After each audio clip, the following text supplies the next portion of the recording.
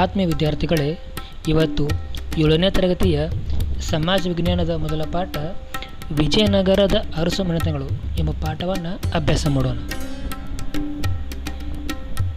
ವಿದ್ಯಾರ್ಥಿಗಳೇ, ವಿಜಯನಗರ ಸಾಮ್ರಾಜ್ಯವು ಸಂಗಮನ ಪುತ್ರರಾದ ಹರಿಹರ, ಬುಕ್ಕರಾಯ, ಕಂಪನ, ಮಾರಪ್ಪ ಮತ್ತು ಮುದ್ದಪ್ಪರಿಂದ ಸಾಮಾನ್ಯ ಶಕ ವರ್ಷ 1336ರಲ್ಲಿ ತುಂಗಭದ್ರಾ ನದಿಯ ದಕ್ಷಿಣ ದಡದಲ್ಲಿ ಸ್ಥಾಪಿಸಲ್ಪಟ್ಟಿತು. ಈ ವಿಜಯನಗರ ಸಾಮ್ರಾಜ್ಯವನ್ನು ಸ್ಥಾಪನೆ ಮಾಡಿದವರು ಯಾರು ಅಂತಂದರೆ ಹರಿಹರ, ಬುಕ್ಕರಾಯ, ಕಂಪನ, ಮಾರಪ್ಪ ಮತ್ತು ಮುದ್ದಪ್ಪ. ಬಳ್ಳಾರಿ ಜಿಲ್ಲೆಯ ಹಂಪಿಯು ಇವರ ರಾಜಧಾನಿಯಾಗಿತ್ತು. ವಿಜಯನಗರ ಸಾಮ್ರಾಜ್ಯದ ರಾಜಧಾನಿ ಯಾವುದು ಅಂತಂದರೆ ಬಳ್ಳಾರಿ ಜಿಲ್ಲೆಯ ಹಂಪಿ. ವರಾಹವು ಇವರ ರಾಜಲಾಂಛನವಾಗಿತ್ತು. ಇವರ ರಾಜಲಾಂಛನ ವರಾಹ ಆಗಿತ್ತು.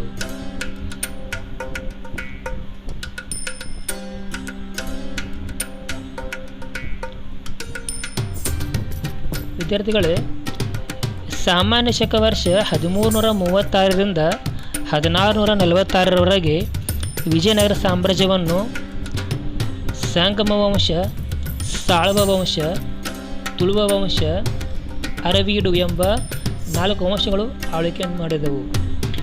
ಪ್ರಮುಖವಾಗಿ ವಿಜಯನಗರ ಸಾಮ್ರಾಜ್ಯವನ್ನು ಇಲ್ಲಿ ಪ್ರಮುಖವಾಗಿ 4 ವಂಶಗಳು ಆಳ್ವಿಕೆ ಮಾಡುತ್ತವೆ. ಅವು ಯಾವತ್ತಂದ್ರೆ ಸಂಗಮ ವಂಶ, ಸಾಳ್ವ ವಂಶ, ತುಳುವ ವಂಶ ಮತ್ತು ಅರವೀಡು.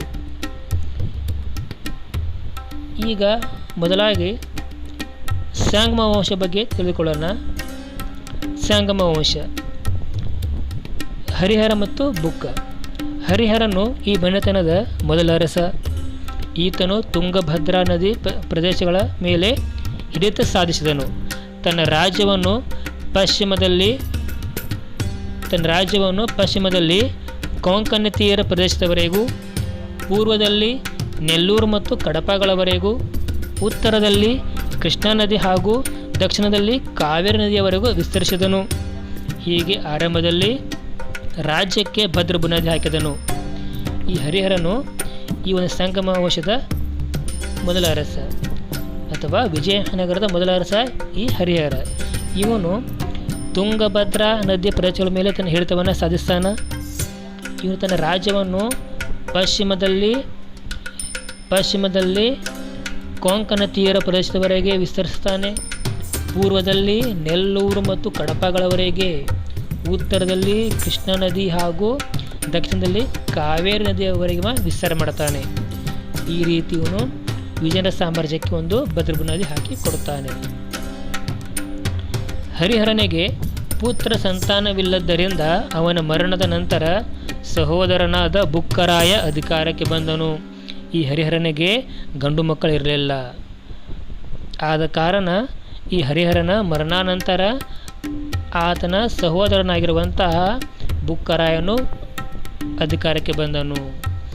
ಈತನ ಕಾಲದಲ್ಲಿ ಮಧುರೆಯ ಸುಲ್ತಾನನನ್ನು ಸೋಲಿಸಿದ ಬುಕ್ಕರಾಯನ ಪುತ್ರ ಕಂಪನನು ಸಾಮ್ರಾಜ್ಯ ವಿಸ್ತರಿಸಿದನು. ಈ ಬುಕ್ಕರಾಯಗೊಬ್ಬ ಮಗ ಇರ್ತಾನೆ, ಕಂಪನರಾಯ ತಳೆ. ಅವನು ಮಧುರೆಯ ಸುಲ್ತಾನನ ಸೋಲಿಸಿ ರಾಜ್ಯವನ್ನು ವಿಸ್ತಾರ ಮಾಡುತ್ತಾನೆ. ಈ ದಿಗ್ವಿಜಯವನ್ನು ಕುರಿತು ಕಂಪನನ ರಾಣಿ ಗಂಗಾದೇವಿ ಬರೆದ ಮಧುರಾ ವಿಜಯಂ ಎಂಬ ಸಂಸ್ಕೃತ ಕೃತಿಯಲ್ಲಿ ವಿವರಿಸಲಾಗಿದೆ. ಈ ಒಂದು ಮಧುರೆ ಸುಲ್ತಾನನ ಸೋಲಿಸಿರುವಂತಹ ಕಂಪನರಾಯನ ಬಗ್ಗೆ, ಆ ಕಂಪನರಾಯನ ಹೆಂಡತಿಯಾಗಿರುವಂಥ ಗಂಗಾದೇವಿ ಒಂದು ಪುಸ್ತಕ ಬರೀತಾಳೆ. ಆ ಪುಸ್ತಕದ ಹೆಸರು ಮಧುರಾ ವಿಜಯಂ. ಅವಳು ಬರೀತಾಳವರು ಏನಂತ, ಬುಕ್ಕರಾಯನ ಸುಪುತ್ರನಾಗಿರುವಂಥ ಕಂಪನರಾಯನು ಮಧುರೈ ಮೇಲೆ ದಾಳಿ ಮಾಡಿದನು. ಆನೆಯ ಮೇಲೆ ಬರುತ್ತಿರುವ ಕಂಪನರಾಯನನ್ನು ಕಂಡು ಮಧುರೈ ಸುಲ್ತಾನ ದಿಗ್ಭ್ರಾಂತನಾದನು. ಇವರಿಬ್ಬರ ಮಧ್ಯೆ ಘೋರ ಯುದ್ಧ ನಡೆಯಿತು. ಆ ಯುದ್ಧದಲ್ಲಿ ಮಧುರೈ ಸುಲ್ತಾನ ಸೋತು ಸುಣ್ಣವಾದನು. ಹೀಗೆಲ್ಲ ಅವಳು ಬರೀತಾಳೆ. ಬುಕ್ಕನು ಕೊಂಡವೀಡಿನ ರೆಡ್ಡಿಗಳನ್ನು ಸೋಲಿಸಿ ಪೆನುಗೊಂಡ ಪ್ರದೇಶವನ್ನು ವಿಜಯನಗರಕ್ಕೆ ಸೇರಿಸ್ತಾನವ. ಇದು ಬುಕ್ಕರಾಯನು ಕೂಡ ಕೊಂಡವೀಡಿನ ರೆಡ್ಡಿಗಳನ್ನ ಸೋಲಿಸಿ ಅವರ ಪೆನುಗೊಂಡ ಎಂಬ ಪ್ರದೇಶವನ್ನು ತನ್ನ ಸಾಮ್ರಾಜ್ಯಕ್ಕೆ ಸೇರಿಸಿಕೊಳ್ತಾನೆ.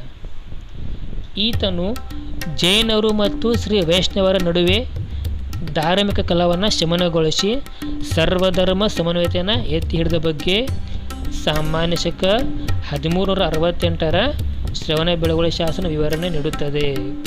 ಬುಕ್ಕರಾಯನ ಕಾಲದಲ್ಲಿ ಜೈನರು ಮತ್ತು ವೈಷ್ಣವರ ಮಧ್ಯೆ ಒಂದು ಸಣ್ಣ ಜಗಳ ಆಗ್ತೈತಿ, ಧಾರ್ಮಿಕ ಕಲಹ ಉಂಟಾಗ್ತೈತಿ.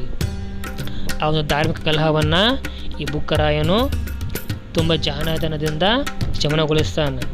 ಈ ರೀತಿ ಸರ್ವಧರ್ಮ ಸಮಭಾವನವ ಎತ್ತಿ ಹಿಡುತ್ತಾನೆ. ಬುಕ್ಕರಾಯನ ನಂತರ ಎರಡನೇ ಹರಿಹರ, ಇಮ್ಮಡಿ ಬುಕ್ಕ,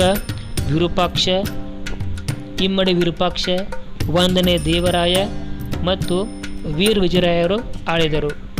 ಈ ಬುಕ್ಕರಾಯ ಸತ್ತ ನಂತರ, ಅವನ ಮರಣಾನಂತರ ಇಮ್ಮಡಿ ಬುಕ್ಕರಾಯ, ಇಮ್ಮಡಿ ವಿರೂಪಾಕ್ಷ, ಒಂದನೇ ದೇವರಾಯ ಹಾಗೂ ವೀರ ವಿಜಯರಾಯರು ಇಲ್ಲಿ ಆಳ್ವಿಕೆ ಮಾಡುತ್ತಾರೆ. ಇನ್ನು ನೆಕ್ಸ್ಟ್ ನೋಡ್ರಿ, ಎರಡನೇ ಪ್ರೌಢದೇವರಾಯ. ಸಂಗಮ ವಂಶದ ಪ್ರಸಿದ್ಧ ದೊರೆಯಾಗಿದ್ದ ಈತನ ಆಳ್ವಿಕೆಯು ವಿಜಯನಗರದಲ್ಲಿ ಮಹತ್ವದ ಕಾಲವಾಗಿದೆ. ಈತನು ಸಂಗಮ ವಂಶದ ಒಬ್ಬ ಪ್ರಸಿದ್ಧ ದೊರೆ. ಯಾರು? ಎರಡನೇ ದೇವರಾಯ. ಈತನು ಅಧಿಕಾರಕ್ಕೆ ಬಂದ ಮೇಲೆ ನುರಿತ ಬಿಲ್ಲುಗಾರರು ಹಾಗೂ ಕುದುರೆಗಳನ್ನು ಪಳಗಿಸುವ ಕಲೆಯಲ್ಲಿ ಪ್ರವೀಣರಾದ ಮುಸ್ಲಿಮರನ್ನು ಒಳಗೊಂಡಂತೆ ಹೊಸದಾಗಿ ಸೈನ್ಯವನ್ನು ಸಂಘಟಿಸಿದನು. ಈ ಎರಡನೇ ದೇವರಾಯ ಅಧಿಕಾರಕ್ಕೆ ಬಂದ ಕೂಡಲೇ ಮಾಡಿರುವಂಥ ಅನೇಕ ಕೆಲಸ ಏನು ಅಂತಂದರೆ, ನುರಿತ ಬಿಲ್ಲುಗಾರರನ್ನು ಮತ್ತು ಕುದುರೆಗಳನ್ನು ಪಳಗಿಸುವ ಕಲೆಯಲ್ಲಿ ನಿಪುಣರಾಗಿರುವಂತಹ ಮುಸ್ಲಿಮರನ್ನು ತನ್ನ ಸೈನ್ಯಕ್ಕೆ ಸೇರಿಸಿಕೊಳ್ಳುತ್ತಾನೆ. ಈ ಸೈನ್ಯದ ನೆರವಿನಿಂದ ಆಂಧ್ರದ ಕೊಂಡವೀಡು ಪ್ರದೇಶದ ರೆಡ್ಡಿ ನಾಯಕರನ್ನು ಸೋಲಿಸಿದನು.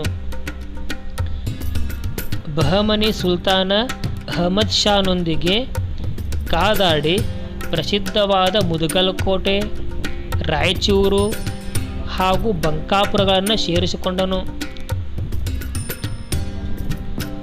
ಇಲ್ಲೇ ಇವನು ಬಹಮನಿ ಸುಲ್ತಾನರ ಮೇಲೆ ದಾಳಿ ಮಾಡಿ, ಬಹಮನಿ ಸುಲ್ತಾನ ಆಗಿರುವಂಥ ಅಹಮದ್ ಶಾನ ಮೇಲೆ ದಾಳಿ ಮಾಡಿ ಪ್ರಸಿದ್ಧವಾದ ಮುದಗಲಕೋಟೆಯನ್ನು ತನ್ನ ವಶಕ್ಕೆ ತಗೋತಾನೆ. ರಾಯಚೂರು ಮತ್ತು ಬಂಕಾಪುರಗಳನ್ನು ರಕ್ಷಣೆ ಮಾಡಿಕೊಳ್ತಾನೆ ಅವನು. ಈತನ ವೀರ ಸೇನಾನಿಯಾದ ಲಕ್ಕನ ದಂಡೇಶನು ಕೇರಳ ಹಾಗೂ ಶ್ರೀಲಂಕಾ ರಾಜರ ಮೇಲೆ ವಿಜಯ ಸಾಧಿಸಿ ಅವರಿಂದ ಕಪ್ಪ ಕಾಣಿಕೆ ಸಂಗ್ರಹಿಸಿದನು. ಈ ಎರಡನೇ ಪ್ರೌಢದೇವರಾಯನ ಒಬ್ಬ ವೀರ ಸೇನಾನಿ ಇರ್ತಾನ.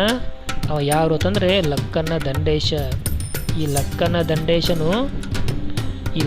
ದಂಡೇಶನು ಕೇರಳ ಮತ್ತು ಶ್ರೀಲಂಕಾ ರಾಜರ ಮೇಲೆ ದಾಳಿ ಮಾಡಿ ಅವರಿಂದ ಕಪ್ಪ ಕಾಣಿಕೆಯನ್ನು ಸಂಗ್ರಹ ಮಾಡಿಕೊಳ್ತಾನೆ.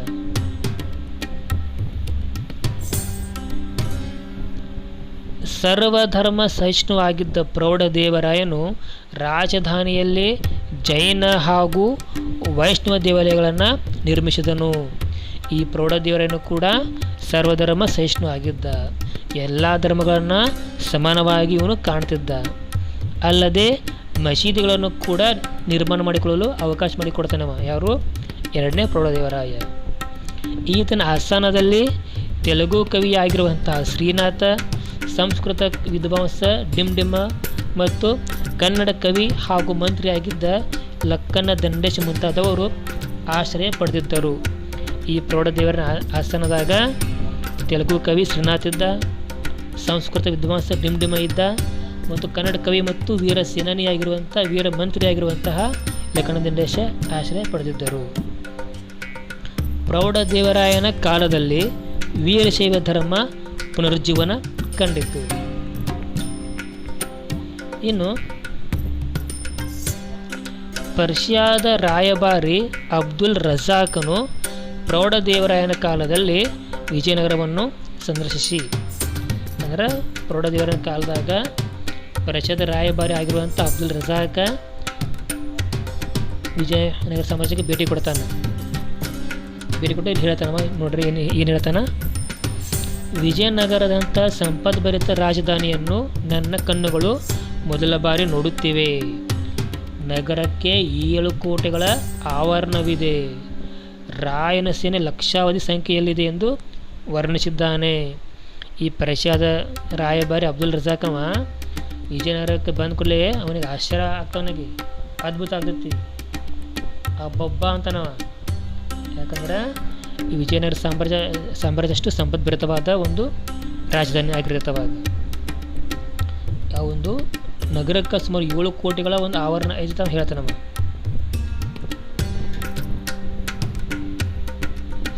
ಈತನಿಗೆ ಗಜ ಬೇಟೆಗಾರ, ಚತುಸಮುದ್ರಾಧೀಶ್ವರ, ಹರಿರಾಯ ವಿಭಾಡ ಎಂಬ ಬಿರುದುಗಳಿದ್ದವು. ಯಾರಿಗೆ? ಪ್ರೌಢದೇವರಾಯಗೆ. ಗಜ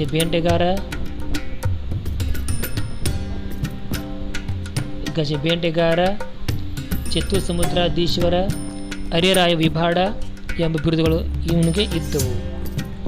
ಸಾಮಾನ್ಯ ಶಕ 1446ರಲ್ಲಿ ಪ್ರೌಢದೇವರಾಯನು ಮೃತನಾದ ಮೇಲೆ ಅವನ ಮಗ ಮಲ್ಲಿಕಾರ್ಜುನ ಹಾಗೂ 3ನೇ ವಿರೂಪಾಕ್ಷ ಆಳ್ವಿಕೆ ನಡೆಸಿದರು. 1446ರಲ್ಲಿ ಇವ ಸಾಯ್ತಾನೆ.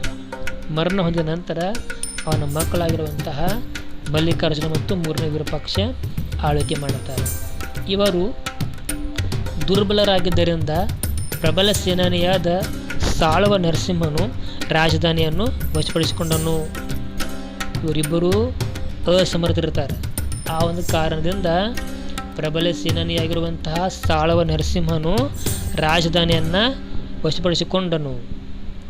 ಇದರೊಂದಿಗೆ ಸಂಗಮ ವಂಶದ ಆಳ್ವಿಕೆ ಸಾಮಾನ್ಯ ಶಕ 1485ರಲ್ಲಿ ಕೊನೆಗೊಂಡಿತ್ತು. ಇಲ್ಲಿಗೆ ಸಂಗಮ ವಂಶ ಕೊನೆಯಾಗತೈತಿ. ಈಗ ಮುಂದೆ ಬರುವುದು ಸಾಳುವ ವಂಶ. ಸಾಮಾನ್ಯ ಶಕ 1485ರಲ್ಲಿ ಅಧಿಕಾರಕ್ಕೆ ಬಂದ ಸಾಳುವ ನರಸಿಂಹನು 6 ವರ್ಷ ಆಡಳಿತ ನಡೆಸಿ ಸಾಮಾನ್ಯ ಶಕ 1491ರಲ್ಲಿ ಮರಣ ಹೊಂದಿದನು. ಆಗ ಆತನ ಮಕ್ಕಳು ಅಪ್ರಾಪ್ತರಾಗಿದ್ದರಿಂದ ಸಾಮಾನ್ಯ ಶಕ 1491ರಿಂದ 1503ರವರೆಗೆ ಆಡಳಿತವು ತುಳುವ ನರಸನಾಯಕ ಎಂಬ ಸೇನಾನಿಯ ರಕ್ಷಣೆಯಲ್ಲಿ ನಡೆಯಿತು. ಇಲ್ಲಿ ಸಾಳುವ ನರಸಿಂಹ ಅಧಿಕಾರಕ್ಕೆ ಬಂದ ಮ್ಯಾಗ ಅವನು ಕೇವಲ 6 ವರ್ಷ ಆಳ್ವಿಕೆ ಮಾಡ್ತಾನೆ. ನಂತರ ಅವನು ಮರಣ ಹೊಂದ್ತಾನೆ. ಅವ ಮರಣ ಹೊಂದುವಂಥ ಸಮಯದಾಗ ಅವನ ಮಕ್ಕಳು ಇನ್ನೂ ಅಪ್ರಾಪ್ತರಾಗಿರ್ತಾರೆ, ಇನ್ನೂ ಚಿಕ್ಕವರಿರ್ತಾರೆ. ಆ ಒಂದು ಕಾರಣದಿಂದ ತುಳುವ ನರಸನಾಯಕ ಎಂಬ ಸೇನಾನಿ ಕೈಯಲ್ಲಿ ಈ ಒಂದು ಗದ್ದುಗೆ ವಿಜಯನಗರ ಗದ್ದುಗೆ ಹೋಗುತ್ತೆ.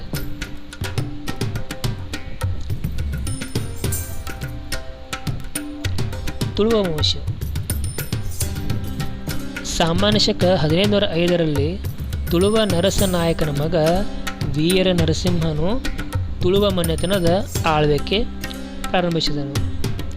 ಇವನು 1509ರಲ್ಲಿ ಮರಣ ಹೊಂದಿದ ನಂತರ ಅವನ ಸೋದರರಲ್ಲಿ ಕೃಷ್ಣದೇವರಾಯನು ಅಧಿಕಾರಕ್ಕೆ ಬಂದನು. ಈ ತುಳುವ ವಂಶದಲ್ಲಿ ನರಸನಾಯಕನ ಮಗ ವೀರ ನರಸಿಂಹ ಆಮೇಲೆ ಆಳ್ವಿಕೆ ಆರಂಭಿಸಾನ. ಇವನು ಮರಣ ಹೊಂದಿದ ನಂತರ ಈ ಅವನ ತಮ್ಮನಾಗಿರುವಂತಹ ಕೃಷ್ಣದೇವರಾಯಲ್ಲಿ ಆಳ್ವಿಕೆ ಅಧಿಕಾರಕ್ಕೆ ಬರ್ತಾನೆ.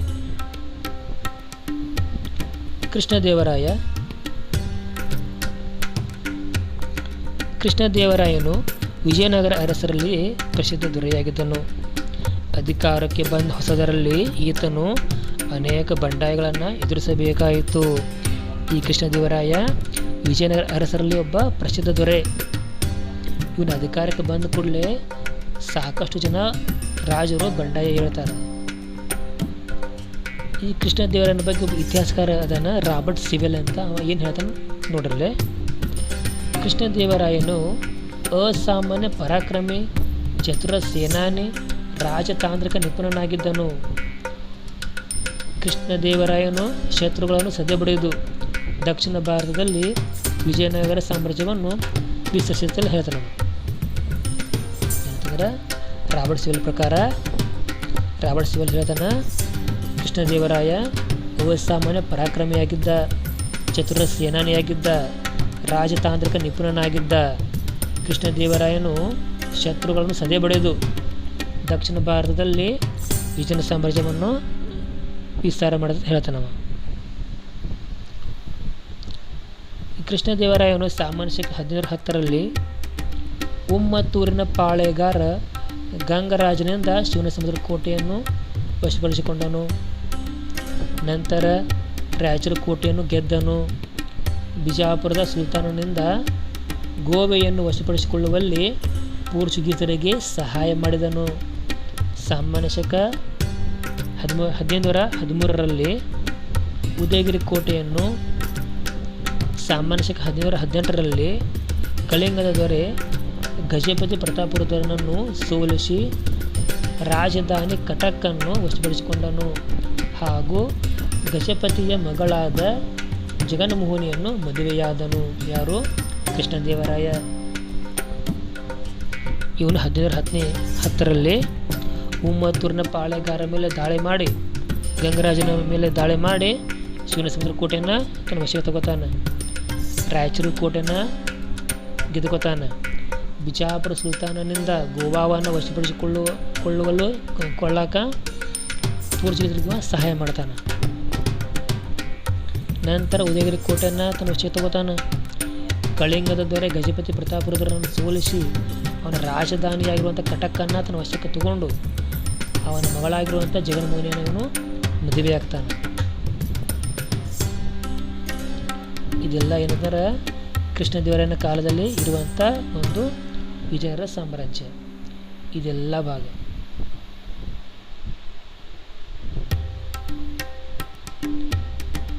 ಇಷ್ಟೆಲ್ಲ ಭಾಗ ವಿಜಯನಗರ ಸಾಮ್ರಾಜ್ಯ ಆಗಿತ್ತು. ನೋಡ್ರಿ, ವಿಜಯನಗರ ಸಾಮ್ರಾಜ್ಯ ಇಲ್ಲಿ ಐತಿ. ಮಧುರೈ ಇಲ್ಲಿ ಐತಿ ನೋಡ್ರಿ. ಶೃಂಗೇರಿ, ಅಂಕೋಲ, ರಾಯಚೂರು, ರಕ್ಕಸಗಿ, ತಂಗಡಗಿ,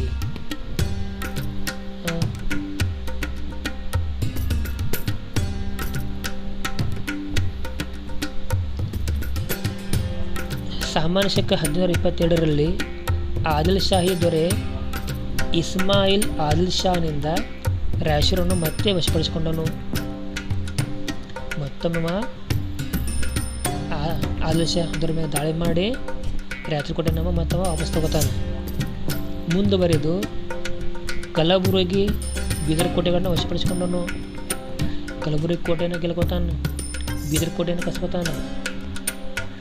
ಬಹಮನಿ ರಾಜ್ಯದ ಪ್ರಧಾನಿ ಬಂಧಿಸಿಟ್ಟಿದ್ದ ರಾಜಪುತ್ರನನ್ನು ಬಿಡುಗಡೆಗೊಳಿಸಿ ಬೀದರಿನ ಸಿಂಹಾಸನದ ಮೇಲೆ ಪ್ರತಿಷ್ಠಾಪಿಸಿದನು. ಬಹಮನಿ ರಾಜ್ಯದ ಒಬ್ಬ ಪ್ರಧಾನಮಂತ್ರಿ ಇರ್ತಾನೆ. ಅವ ರಾಜಪುತ್ರನನ್ನು ಅವ ಜೈಲ್ದಾಗ ಹಾಕಿರ್ತಾನೆ. ಆಗಿವ ಕೃಷ್ಣದೇವರಾಯ ಅಲ್ಲಿ ಹೋಗಿ ಬೀದರ್ ಮೇಲೆ ದಾಳಿ ಮಾಡಿ ಆ ಪ್ರಧಾನಿಯನ್ನು ಸೋಲಿಸಿ ಆ ರಾಜಪುತ್ರನನ್ನು ಸಿಂಹಾಸನದ ಮೇಲೆ ಕೂಡಿಸ್ತಾನೆ. ಅದಕ್ಕಾಗಿ ಕೃಷ್ಣದೇವರಾಯನು ಯವನ ರಾಜ್ಯ ಪ್ರತಿಷ್ಠಾಪನಾಚಾರ್ಯ ಎಂಬ ಬಿರುದನ್ನು ಧರಿಸಿದನು. ಸಾಮಾನ್ಯ ಶಕ 1529ರಲ್ಲಿ ಕೃಷ್ಣದೇವರಾಯನು ಮರಣ ಹೊಂದುವ ವೇಳೆಗೆ ವಿಜಯನಗರ ಸಾಮ್ರಾಜ್ಯ 4 ದಿಕ್ಕುಗಳಲ್ಲಿ ವಿಸ್ತರಿಸಿತ್ತು. ಇವ ಸಾಯುವಂಥ ಒಂದು ಅವಧಿಯಲ್ಲಿ ಈ ಒಂದು ಸಾಮ್ರಾಜ್ಯ 4 ದಿಕ್ಕುಗಳಲ್ಲಿ ವಿಸ್ತಾರ ಆಗಿತ್ತು. ಈತನ ಆಸ್ಥಾನಕ್ಕೆ ಭೇಟಿ ಕೊಟ್ಟ ಡೊಮಿಂಗೋ ಪಯಾಸ್ ಹೇಳ್ತಾನೆ ನೋಡ್ರಿ. ಡೊಮಿಂಗೋ ಪಯಾಸ್ ಪ್ರಕಾರ ಕೃಷ್ಣದೇವರಾಯನು ಸೌಮ್ಯ ಸ್ವಭಾವದ ವ್ಯಕ್ತಿತ್ವ ಹೊಂದಿದ್ದು ದೃಢಕಾಯದವನಾಗಿದ್ದನು ಅಂತ ಹೇಳ್ತಾನ. ಈ ಡೊಮಿಂಗೋ ಪಯಾಸ್ ಹೇಳ್ತಾನ ಈ ಕೃಷ್ಣದೇವರಾಯ ಅವ ಭಾಳ ಸಂಭಾವಿತ ಆಗಿದ್ದ. ಆಮ್ಯಾಗ ದೃಢಕಾಯ ಅಂದ್ರೆ ಭಾಳ ತಪ್ಪು ಇದೆ ಅಂತ ಹೇಳ್ತಾನ. ಅಜಾನುಭಾವ ಹೇಳ್ತಾನ. ಅಜಾನುಭಾವ ಅಂತಾರಲ್ಲ ಆ ಥರ ಹೇಳ್ತಾನೆ. ಈಗ ನೋಡಿ ಇಂಪಾರ್ಟೆಂಟ ರಕ್ಕಸ ತಂಗಡಿ ಕದನ. ಇದು ಭಾಳ ಇಂಪಾರ್ಟೆಂಟ್ ಇದೆ. ಕೃಷ್ಣದೇವರಾಯನ ನಂತರ ಅಚ್ಯುತರಾಯ ಮತ್ತು ಸದಾಶಿವರಾಯರು ಆಳಿದರು. ಕೃಷ್ಣದೇವರಾಯನ ಮರಣಾನಂತರ ಅಚ್ಯುತರಾಯ ಮತ್ತು ಸದಾಶಿವರಾಯ ಆಳ್ವಿಕೆ ಮಾಡ್ತಾರೆ. ಸದಾಶಿವರಾಯರು ಇನ್ನೂ ಅಪ್ರಾಪ್ತರಾಗಿದ್ದ ಕಾರಣ ಆಡಳಿತದ ಸಂಪೂರ್ಣ ಜವಾಬ್ದಾರಿಯನ್ನು ಕೃಷ್ಣದೇವರಾಯನ ಅಳಿಯ ಅರವಿಡು ವಂಶದ ರಾಮರಾಯನು ವಹಿಸಿಕೊಂಡನು. ಸದಾಶಿವರಾಯ ಅವ ಇನ್ನೂ ಬಾಲಕಿರ್ತಾನೆ. ಆ ಒಂದು ಕಾರಣಕ್ಕೆ ಈ ಕೃಷ್ಣದೇವರಾಯನ ಅಳಿಯ ಇರ್ತಾನೆ ರಾಮರಾಯನು. ಅವ ಸಂಪೂರ್ಣ ಜವಾಬ್ದಾರಿ ಅವ ತಗೋತಾನೆ. ಈತನ ರಾಜತಾಂತ್ರಿಕ ನಡೆಗಳು ವಿಜಯನಗರ ರಾಜ್ಯವನ್ನು ವಿಸ್ತರಿಸಿತ್ತಲ್ಲದೆ ಶ್ರೀಮಂತಗೊಳಿಸಿತು, ಜೊತೆಗೆ ವೈರಿಗಳ ಸಂಖ್ಯೆಯನ್ನು ಹೆಚ್ಚಿಸಿತು. ಈ ಹಳೆಯ ರಾಮರಾಯನ ಒಂದು ರಾಜತಾಂತ್ರಿಕ ನಡೆ ಅದು ವಿಜಯನಗರ ರಾಜ್ಯವನ್ನು ಅದು ವಿಸ್ತಾರ ಮಾಡ್ತೈತಿ, ಸಂಪದ್ಭರಿತವನ್ನಾಗಿ ಮಾಡ್ತೈತಿ, ಅದ್ರ ಜೊತೆಗೆ ಕ್ಷೇತ್ರವನ್ನು ಕೂಡ ಅದು ಹೆಚ್ಚಿಗೆ ಮಾಡ್ತೈತಿ.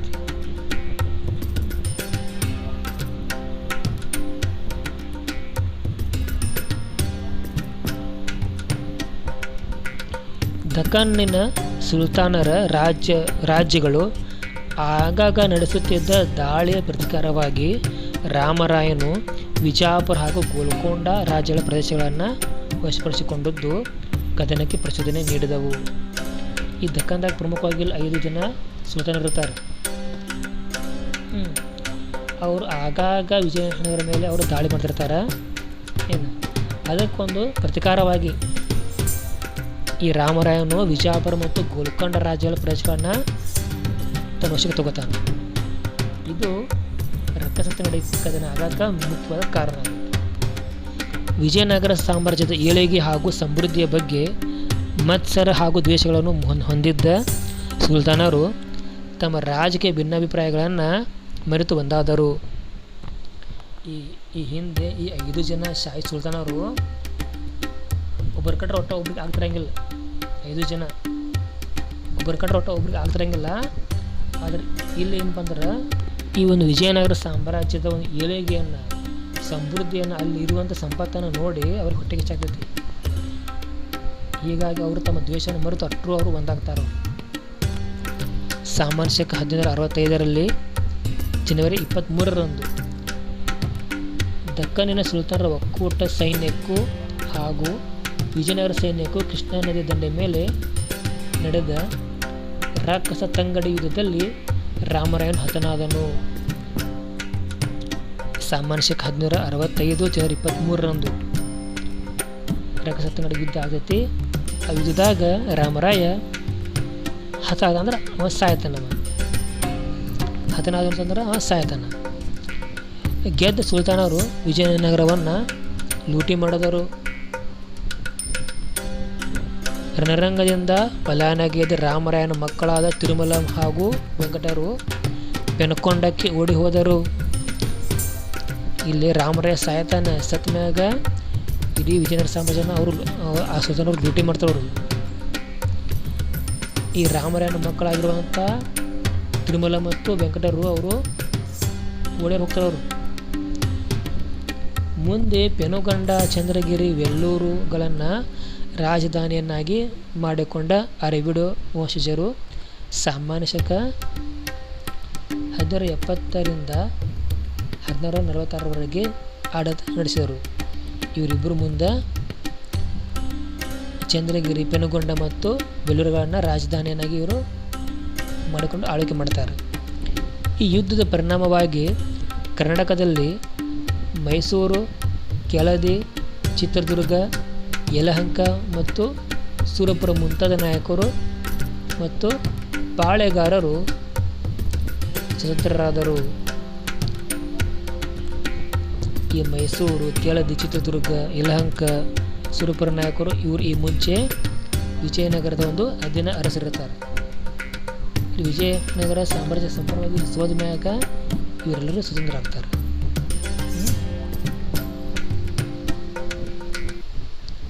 ಈಗ ಪ್ರಶ್ನೆ ಕೇಳ್ತಾನೆ, ಎಲ್ಲರೂ ಉತ್ತರ ಹೇಳ್ತೀರಾ?